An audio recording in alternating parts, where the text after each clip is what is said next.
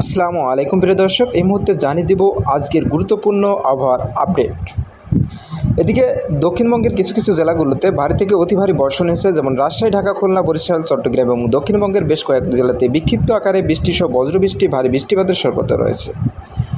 এদিকে আজ 31শে মে রোজ শনিবার কিছু কিছু জেলাগুলোতে 24 ঘন্টার আবহাওয়া বাংলাদেশ থেকে দক্ষিণবঙ্গে, আসাম, মেঘালয় এবং উত্তরবঙ্গের ত্রিপুরা রাজ্যে আগামী 24 থেকে 48 ঘন্টার মধ্যে কোনো কোনো জেলাগুলোতে বিক্ষিপ্ত থাকলে বৃষ্টি ও বজ্রবৃষ্টি, ভারী বৃষ্টির সম্ভাবনা রয়েছে।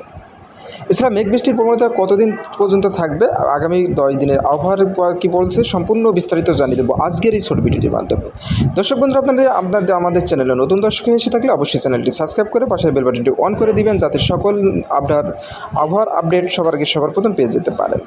এবং আপনি কোন জেলা থেকে দেখছেন কমেন্ট বক্সে কমেন্ট করে জানিয়ে দিবেন। আপনার জেলার আবহাওয়ার আপডেট সবার আগে পেতে অবশ্যই আমাদের সাথেই থাকবে। এদিকে রাজধানী ঢাকা, খুলনা, বরিশাল, চট্টগ্রাম, ময়মনসিংহ, সিলেট এবং রাজশাহী বিভাগের 2-1 স্থানে আগামীকাল তো বৃষ্টি হয়েছেই, আজও কিছু কিছু জেলাগুলোতে হালকা থেকে মাঝে ধরে বৃষ্টি হওয়ার সম্ভাবনা রয়েছে, তবে রোদ মেঘের খেলার একটা সম্ভাবনা রয়েছে। এদিকে ময়মনসিংহ, সিলেট বিভাগের আকাশ বেশ আংশিক মেঘলা থেকে পরিষ্কার রয়েছে, যেটা আপনাদেরকে গতকাল আবহাওয়ার পূর্বাভাসে বলেছিলাম যে এই নিম্নচাপের প্রভাব কিন্তু দুপুর বিকেল পর্যন্ত চলমান থাকতে পারে। এদিকে আকাশ পরিষ্কার থেকে যেতে পারে, তবে মেঘাচ্ছন্ন আকাশ থাকতে পারে।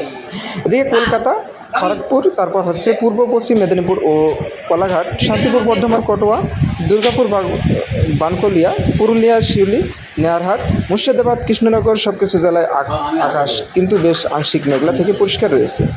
অর্থাৎ বলা যাচ্ছে দক্ষিণবঙ্গের আবহাওয়া পরিস্থিতি স্বাভাবিক রয়েছে, তবে রাতের দিক খড়গপুর, তারপর বেনুরিয়া, পুরুলিয়া, দুর্গাপুর, আরামবাগ, বর্ধমান, কোলাঘাট, তারপর পূর্বে পশ্চিম মেদিনীপুর 2-1 স্থানে কিছুটা বিক্ষিপ্ত আকারে বৃষ্টি ও বজ্রবৃষ্টি, বৃষ্টিপাতের সম্ভাবনা রয়েছে।